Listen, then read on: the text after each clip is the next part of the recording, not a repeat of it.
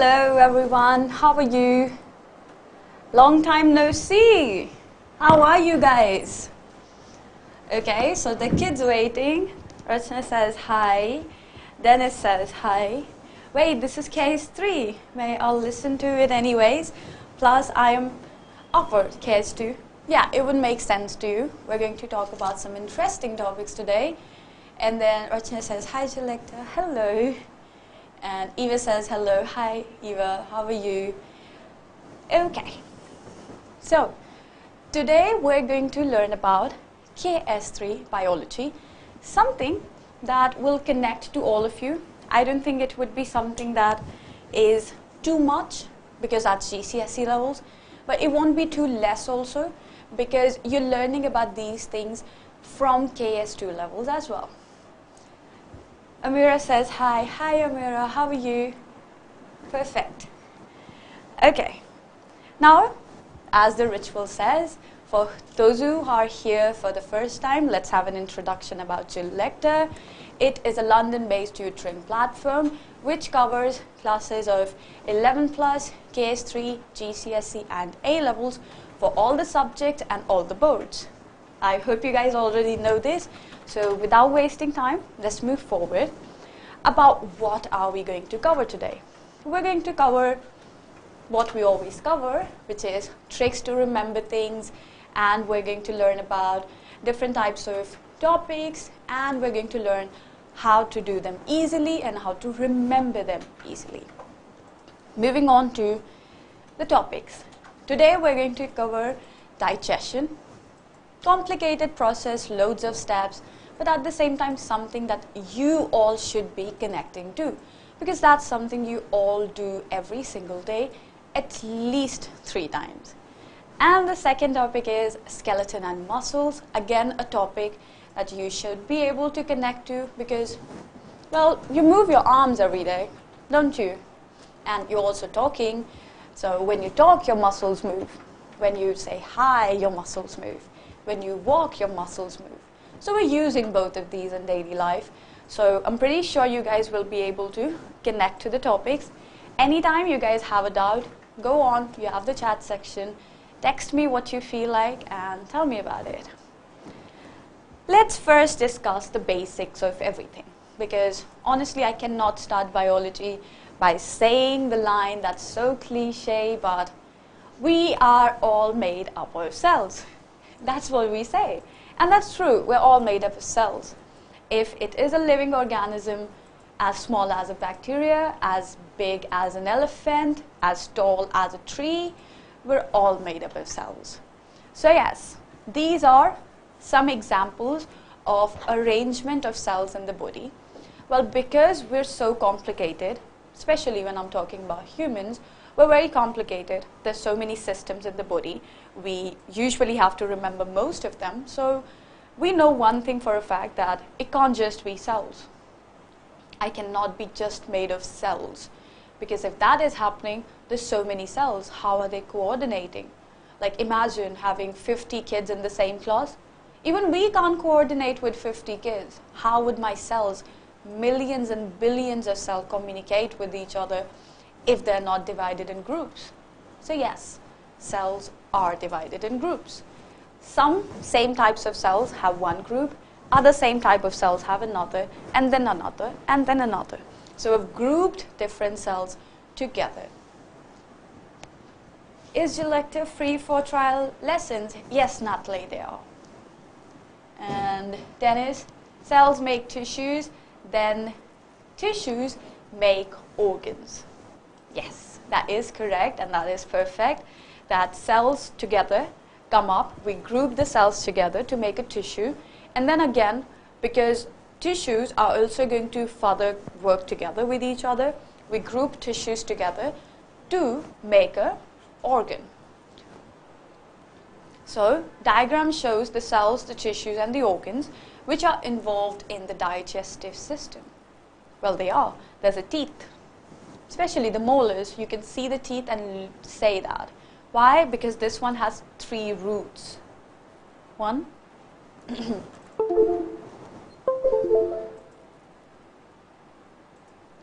this has 3 roots, 1, 2, 3. If there's 3 root, it's a molar present at the back end here. So that's a molar. Then there's stomach, and these are, inside is small intestine, outside is large intestine. So yes, Rachna says hi. Hi Rachna, how are you? Moving on to, do we get to choose our teacher for Glecta and 𝗓𝗓𝗓? Yes, you may. If you feel like, you can talk about your favorite teachers as well, no problem. Okay, now coming to digestive system. What does digestive system do? Well, what do I say about this? What do you guys think digestive system do? Why do I need a digestive system?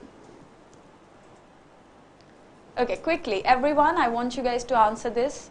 Why do you think we need a digestive system? Why can't we just, like, breathe and eat food differently? Why do I have to take such a long passage, like the first and the last point? Why do I have to take such a long passage?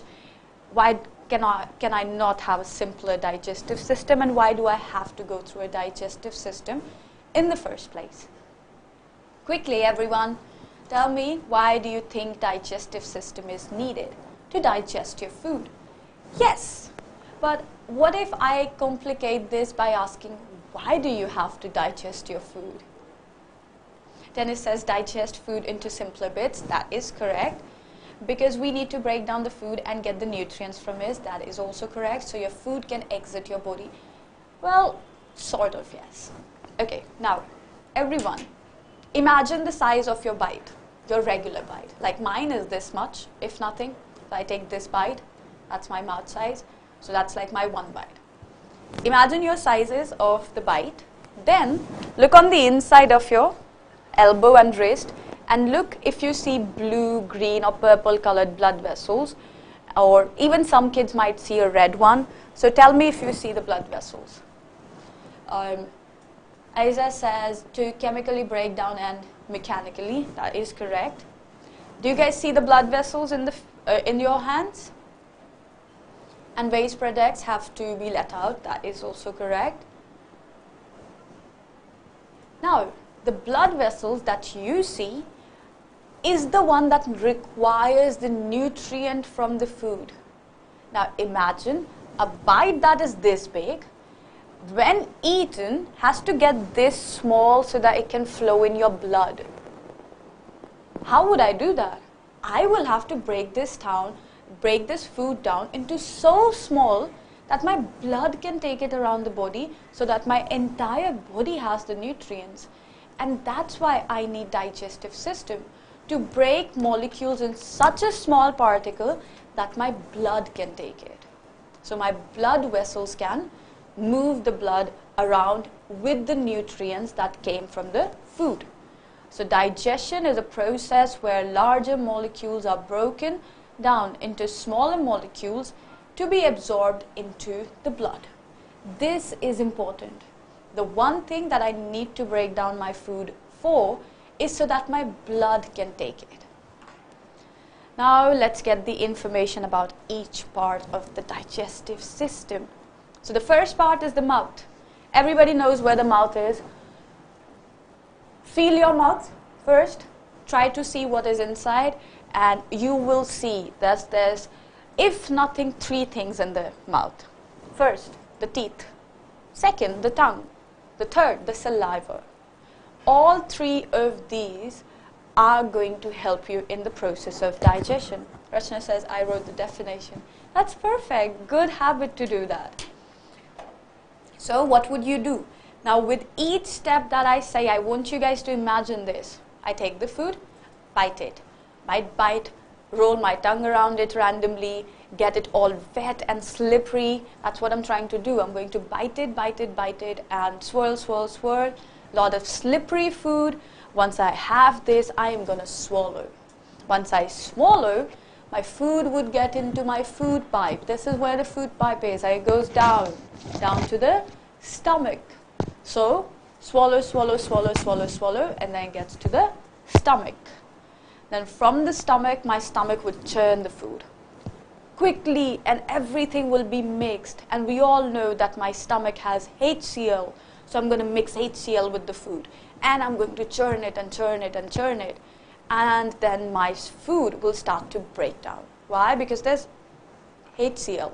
There's so many chemicals. There are other chemicals as well. So once that happens, churn, churn, churn, churn, churn, churn, and break down the food. This mechanically breaking it down and the stomach chemically breaking it down, that is correct. Mechanical means physically breaking the food down. Chemically means by breaking it down into glucose and substances like amino acid. So I'm going to break down it into the smallest particles. Then once my stomach is done with the food, all the churning and all the digestion that it wanted to do, all the breaking down that it had to do, then my food enters the small intestine. So till now we've talked about the mouth, the esophagus, this is the stomach, and then it turns and there you go in the small intestine. Now the small intestine is one of the most important part, because whatever digestion is left with, whatever it has to digest more is done here. But another very important part is done here, which is absorption. Which means from the small intestine, my food, the one that has been broken down, has to cross the barrier, enter the blood vessels. So it's like this.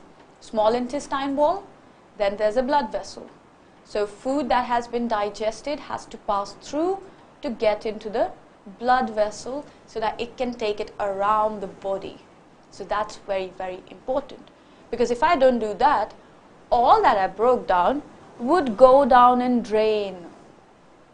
No, like there was no point of eating food if you just have to excrete it out.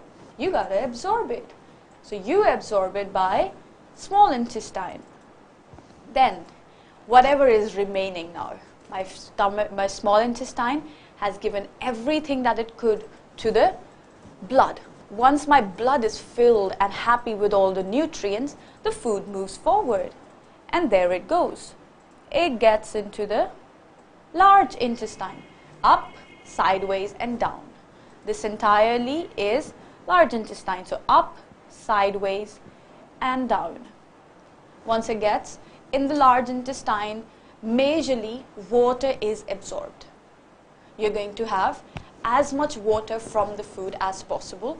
Once it is done, then whatever undigested food is there, it is stored in the rectum and it exits through anus.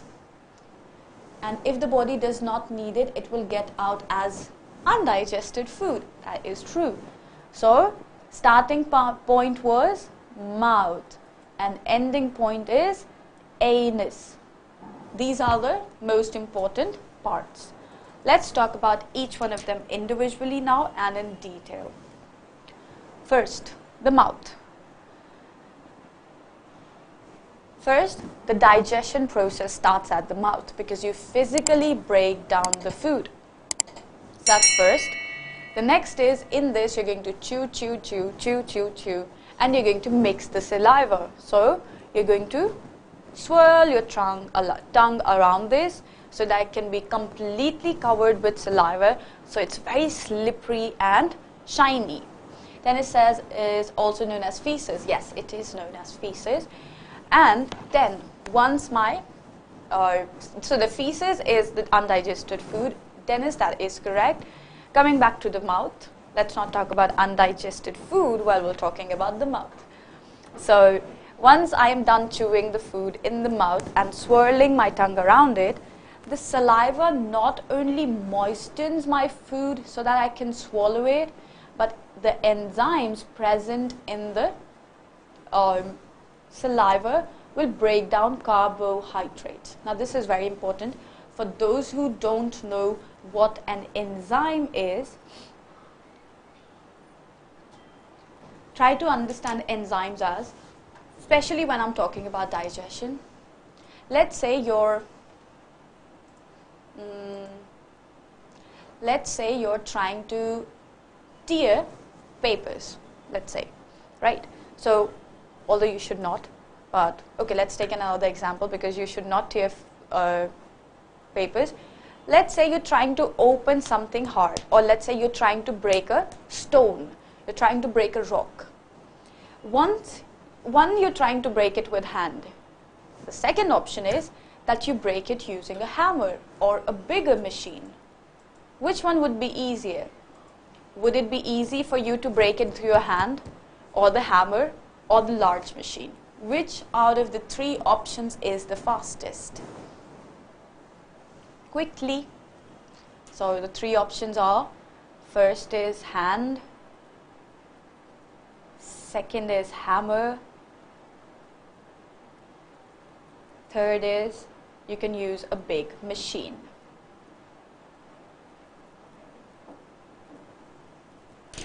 Large machine. That is correct. So the easiest way to break the rock would be to use a large machine. And that's what enzymes are. So when I break my own food down with my own body, it's a very, very slow process. It takes so much time, which means I will feel uneasy in my stomach because the food is not digesting continuously, because of which enzymes come. Enzymes help me break my food down faster. So enzyme is the big machine that works very, very fast to do something that takes a lot of time. Do you guys now get what an enzyme is? It's the big machine. Which age is this topic? It is taught in year 7.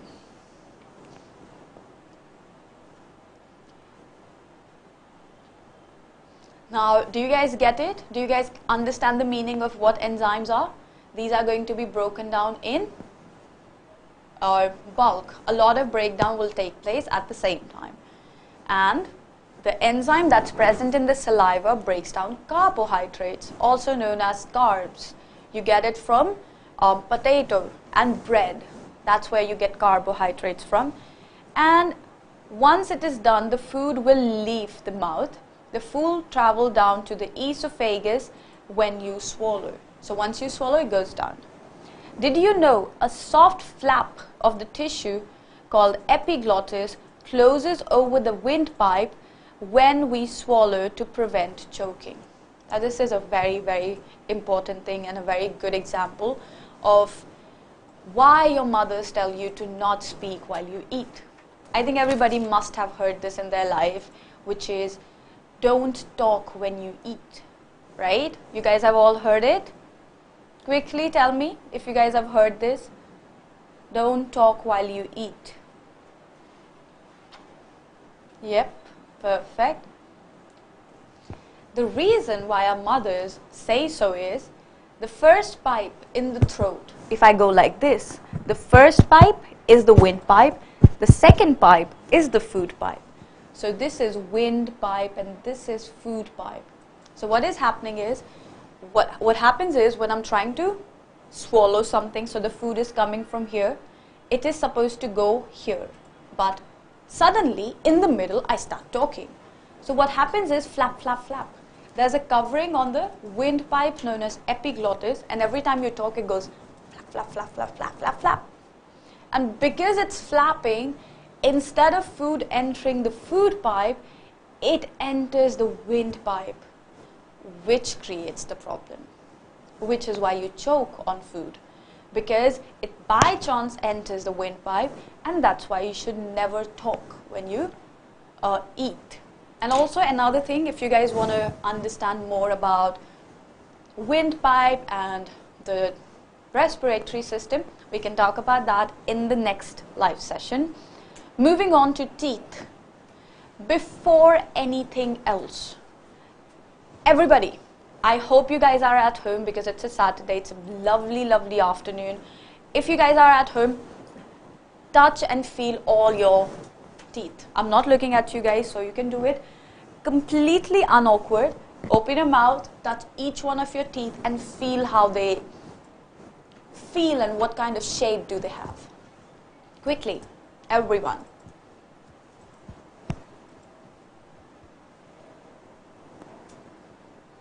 Tell me, the first ones I want you to tell me are the last ones, which means here or the top. the ones that are at the last. Tell me how the last ones feel like. Do they feel with bumps, or does it feel like a plain one? It feels like a cube. It has a round shape. Well, that's quite different, but okay. Tell me how it feels on the top. Does it feel like a plain, like a smooth teeth, or does it have any, like dings? So how does it feel like? It looks like a cube. Okay. Tell me how it feels. Pointy, wide and lumpy. That is correct. What about, come a little more forward. Come a little more forward to these. Especially let's talk about the blue ones. Come a little forward and tell me how, in the diagram, these blue ones feel like. So in the first. Tanya says it feels weird. There too, I agree with this. Here, in the middle, here. Tell me how these two and these two feel like. A little bumpy. That is true. Now come a little more forward. Talk about this one teeth. This, I would say, leave the first four in the middle. This and this. How does these two feel? Tell me how these two feel. The vampire teeth, also known as vampire teeth for the kids, not in biology. How do they feel, these ones? Quickly, everyone. While you are doing that, and if your hands are a bit free, at least one hand is, like the video, share it with your friends so that your friends can also join here, and then we can all learn together, and subscribe the channel so that you can get notifications every time that we go live. Oh, okay. Rachana says it's sharp. That is true. This teeth is sharp. What about the four in the front?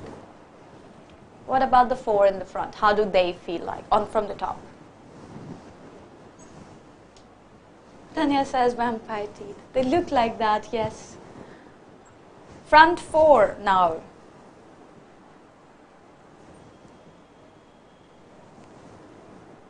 Go on.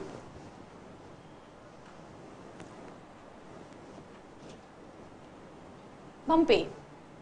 Bumpy, or also like straight, like this, and there's a sharp, straight edge to it, right? It's not like pointy sharp, but straight and a little sharp, like a slant end to it. It's very straight in the front. That is because these are the first teeth. So let's say you're taking a bite. When you try to take a bite, you need to cut this thing like this. So that's why in scissors, the first teeth are a little flat from the top, because you need to take a bite. And when you bite, you need to cut through that slice. The second, the canine. These are a little sharp, so that if you're trying to, let's say, open a bottle, although you should not, your teeth may come out. Or let's say you're trying to bite on something a little bit hard. So you go it from the side, so that your canine, the sharp teeth, can pierce through it, and then your incisors can help you do ka. So when the cut sound comes out, that is because your canine is involved. Then coming to premolars. These are where you start to bite from, either left side or right side. And the molars are the back end, which are completely used for grinding. So if you're trying to grind something, let's say you ate dry fruits. You can't eat dry fruits from here. You can eat a chocolate from here, yes. But if you have to eat a dry fruit, you would have to go from here. Because dry fruits are a little bit more harder than anything else. So you bite through it, you grind through them. So, which means every teeth in your mouth actually has its own function, and it is in a certain shape or size so that it can do whatever it's supposed to do. Okay, well, we've talked about this a lot.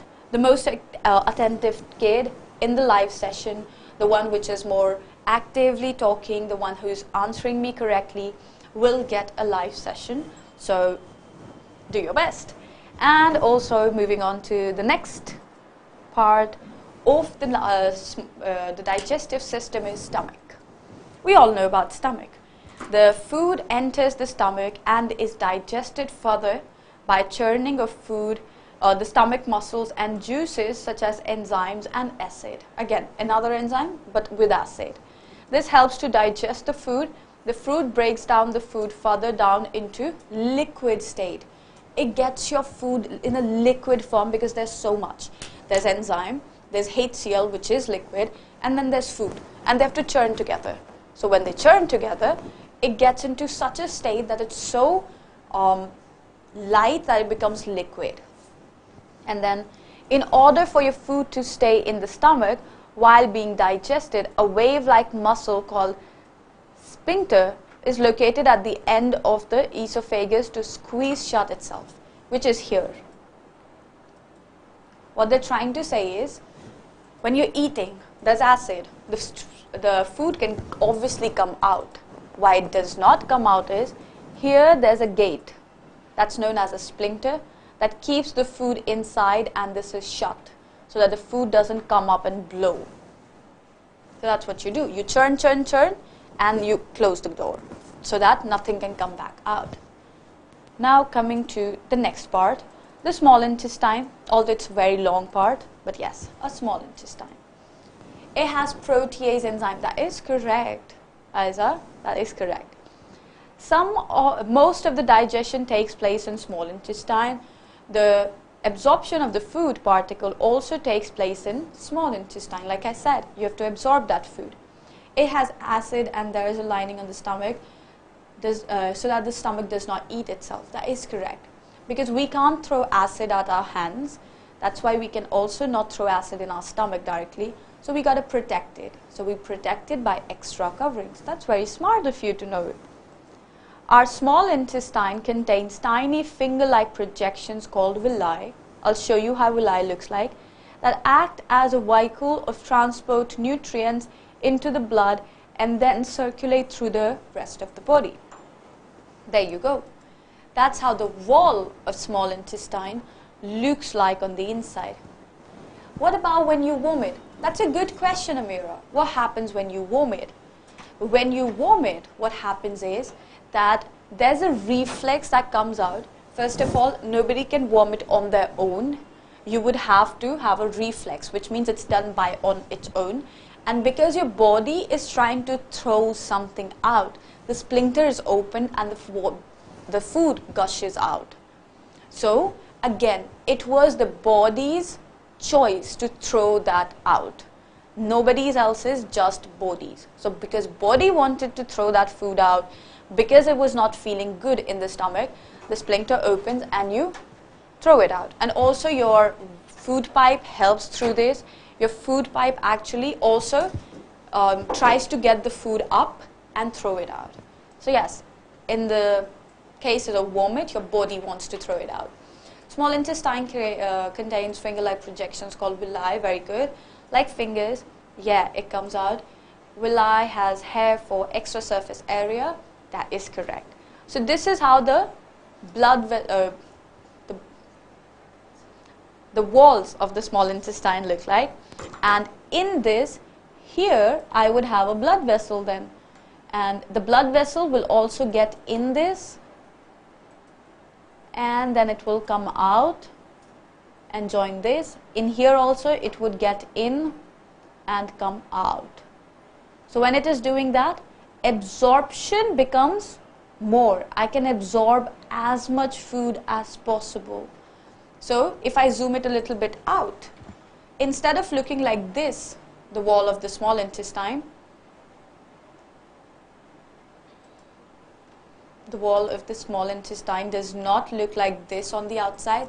Instead, the wall of the small intestine looks like this. So this lower wall also has it. Even the upper wall also has it. And then you have the cross sections, which means there's so much surface area. You're going to keep on absorbing. You can absorb everything that you had eaten. Nothing can go down in waste until and unless you ate junk. So everything will be absorbed very, very quickly, and it would directly go into the blood. So that is what a villi is. It looks like a cylinder. Well, it is a tube. Do you not remember this? This is a tube. So if I open these two parts, it will look like a cylinder because it has something known as a thread to the body. The food, yes, the food may have something like that. So what it says now is, let me remove everything. Villi provides small intestine with large surface area, more surface area to absorb, so more digested food can be absorbed into the bloodstream. Villi also have good blood supply. Like I said, there are blood vessels inside here. It can be like this also. It can be going up here as well, and then down. So everything is covered with blood vessels. Moving on to large intestine. Like I said, you have to go up, sideways, and downwards. This is when the food reaches the large intestine, most of the nutrients have already been absorbed because small intestine was so long and also it has so many villi.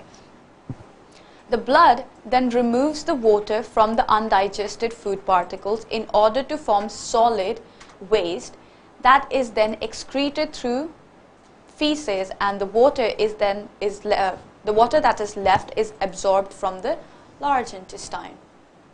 They are specialized cells. Villi, yes, they're specialized cells.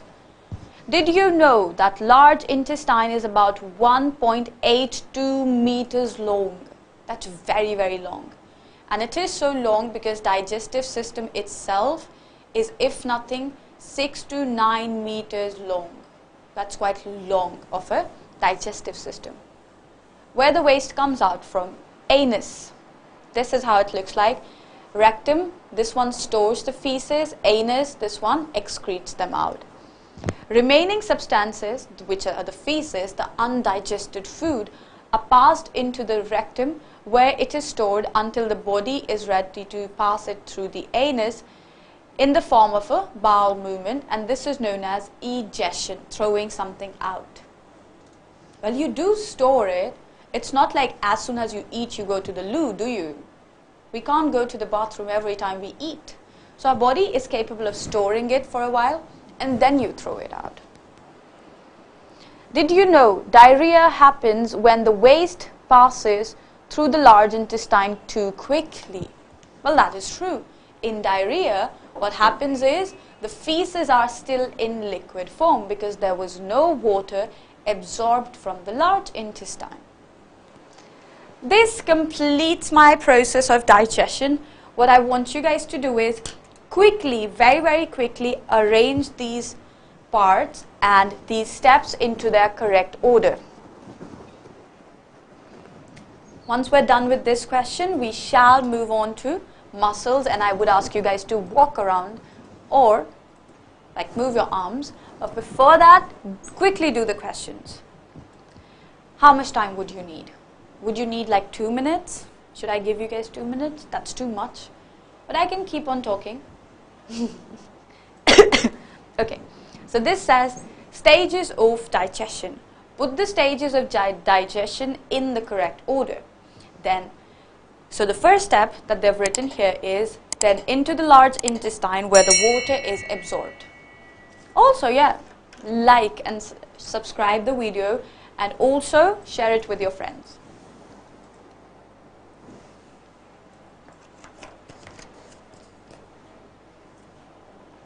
I have an invisible bottle. Okay.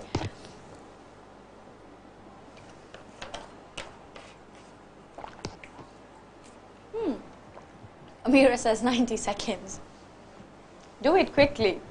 Okay, so the first step they say here is that into the large intestine where water is absorbed. The second says the food then goes into the small intestine where the food is absorbed into the bloodstream. The third one says the blood goes into the esophagus and peristaltic movement. Peristalsis movement makes the food go down to the stomach. The next one says mechanical and chemical digestion, saliva is added. The next one says any remaining food exits via anus. Next says the stomach churns up the food and the hydrochloric acid is added. What do you guys think is the answer? Nobody is answering. Just write the first, or like, you can just write one word. Like for example, for the first one you can say large intestine. For the second one you can say small intestine. Next one esophagus. Next one saliva. Next one anus. Next one you can say stomach. So like that, just use words instead of all entire sentences. Okay, Olive says 3, so this is 1, 2, 3, 4, 5, and 6. Do you guys agree?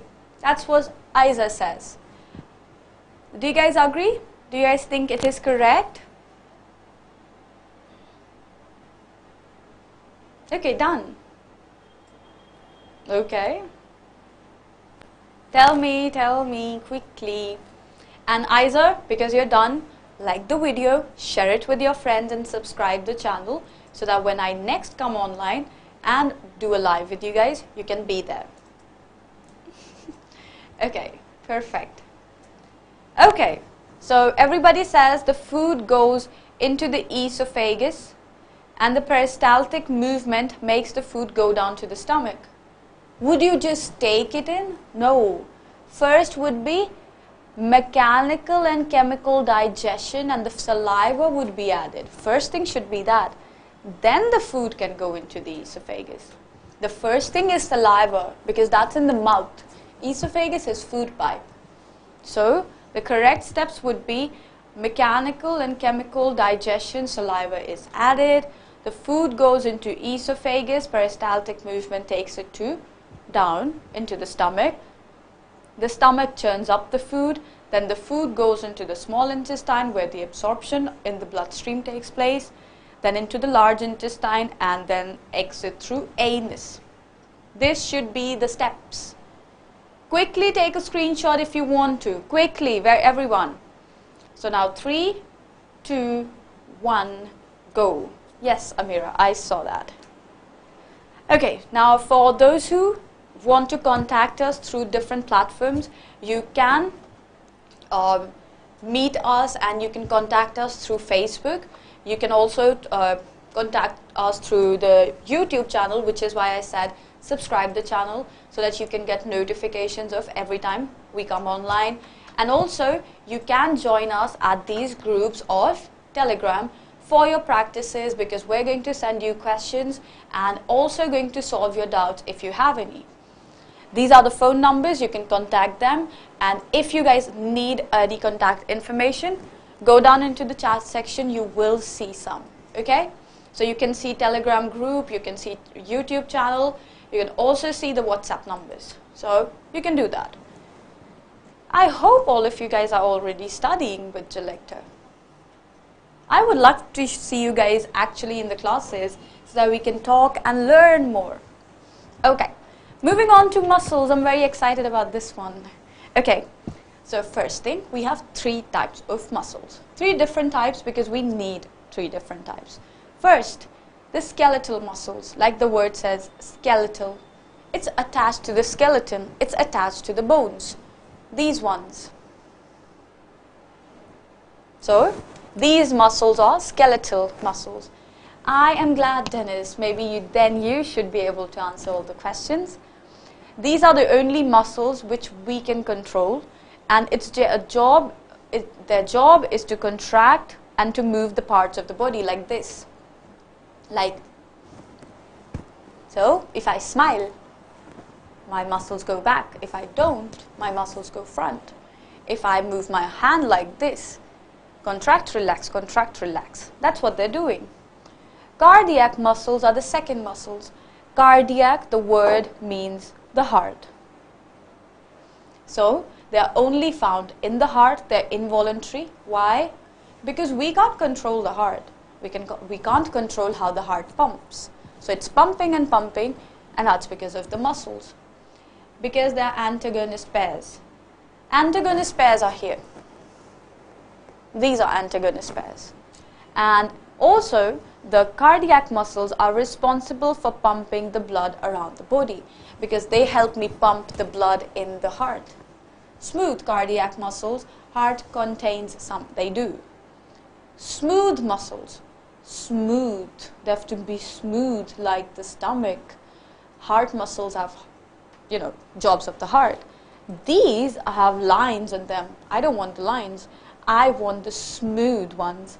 So for the smooth ones, they're inside the organs like small intestine, stomach, and blood vessels. They are involuntary because I can't control what goes into the small intestine. I can't control how the stomach works or the blood vessels for that matter. And they contract to move the substances through the organ. So they would squeeze and the food would go forward. That is the function of the 3 types of muscles. But then muscles have to move. There you go. I have a video for you guys. If you guys are not scared of showing a little muscles and seeing muscles moving, I would show you guys a video. The bone in your arm is similar to the bones in the wings of a bird.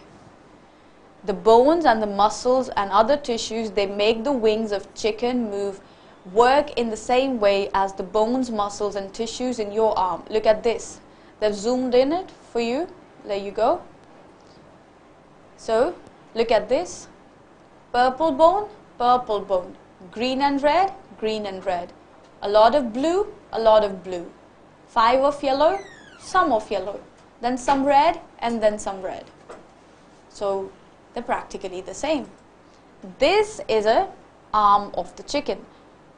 It's naked now, which means we have opened this up. We're going to show you the muscles.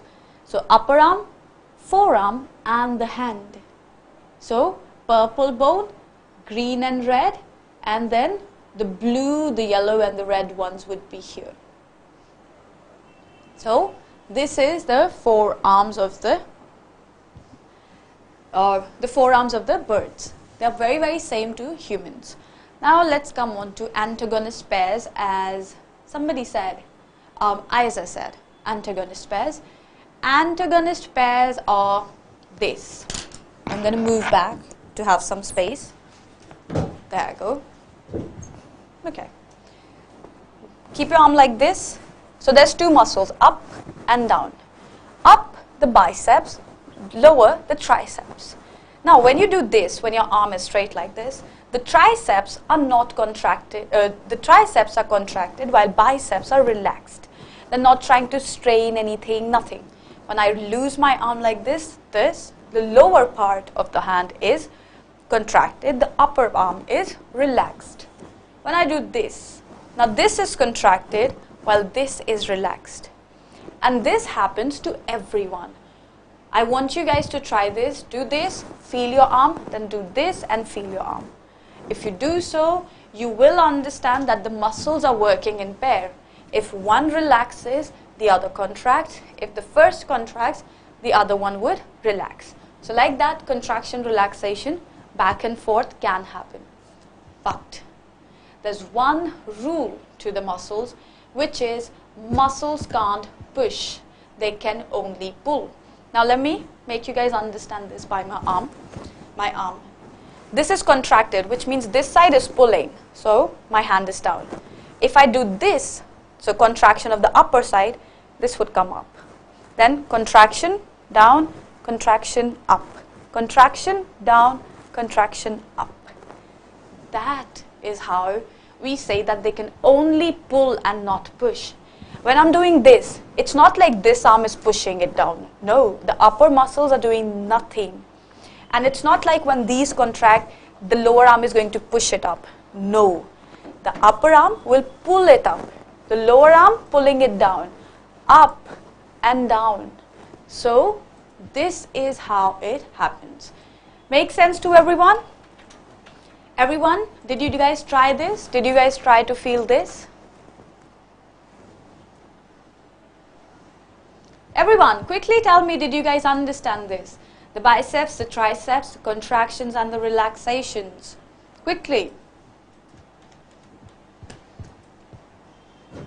For those who have joined us just right now and have not liked the video, like the video, share it to your friends and subscribe to the channel. Now everyone, stand up, move to the sides and one hand on the front thigh, one hand on the back of thigh. So like this. Touch your thighs like this and walk. And feel the same thing in your leg muscles as well. Do this and you will feel that whatever happened here, the pull and again the pull, up and down, the contraction and relaxation, that is also going to happen in your legs. Put one hand on the top of your thigh, one hand in the back of your thigh and walk. Once you walk, you will understand when you put your leg forward, there are contractions in the upper side, relaxations in the back ones later. So, feel it. Tell me if you guys feel it. And this is where you will completely understand antagonist pairs. While you're doing this, I'm reading out what is written so you guys can listen to it. This means when I say the muscles cannot push, they can only pull. Dennis, I've done it. Did you feel it, Dennis? This means they have to work together to cause a movement. A pair of muscles that work together are called antagonist pairs. When one muscle contracts, the other muscles relax. The joint is pulled in one direction, causing the movement. To move in the other direction, the first muscle relaxes and the second muscle contracts. Just like how you saw when you made the chicken wing wave. This is how we're going to wave. It's not a very long video, but look at this. Did you see it? He's moving it, contraction, relaxation. And that's how the arm moves. And we're done. So we learned about the digestive system. Some of you did answer, some of you did not. And we're done with muscles. We've understood how the movement of muscle takes place. There's a lot more to it than that. But yes, the major of it is done. Let's try and do these questions. I want you guys to quickly answer these. An easy way to do this is A, B, C, D, E, F, G. What I want you guys to do is tell me if A is 1 or A is 2 or A is 3 and everything. Isa says it's very cool. It is. You should understand, Bodhi. It's very, very cool. It makes a lot more sense. Okay.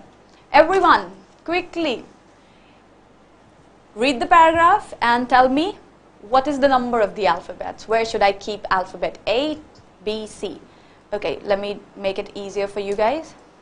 This is point number 1, 2, 3, 4, 5, 6, and 7.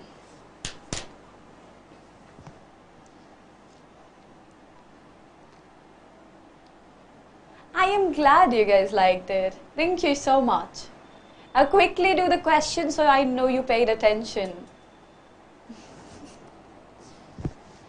If I am doing a good job, you should also do a good job in answering the question. So now quickly, everyone.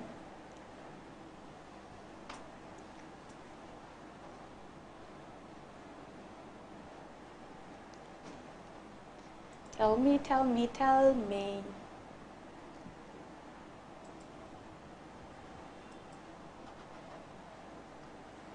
What should I put in the first one? Muscles can only what? E is 1. Muscles can only pull. Okay, so they say E. Where is my pen? Okay. E. Muscles can only pull. That is correct. They can't push. That is also correct. This means they have to work in D. D is pairs. That is correct. They have to work in pairs. When one muscle is something, the other is something. When the one muscle is, Isa says B. When one muscle contracts, the other one G, relaxes. That is correct, Isa. One contracts, the other relaxes. Then this pull the joint in one direction, causing, you say C, causing movement. That is also correct. Perfect. And then The muscles that work in this way are called antagonist pairs. That is also correct. Guys, I'm very happy with your performance, and I'm really happy for Dennis actually. In the beginning of the live, Dennis said he's in upper KS2. Doing questions of KS3, that is commendable. I'm so happy. You paid very much attention to the lesson and you did everything perfectly. Now, coming to another ritual that I have to do before leaving you guys, which is telling you guys about the next live session. The next live session is going to be for GCSE Physics. It's going to be on next Saturday, which is 22nd October, and it's going to happen at 1 p.m. So I hope you guys are ready, and I hope this is going to be fun for you next time too. Do well, keep on practicing, love biology, do practicals like I told you guys to do. Tell this to your friends so you can feel cool about it too. Okay, so this would be it. Thank you so much all for joining me. I hope to see you guys the next time. Till then, bye-bye, take care.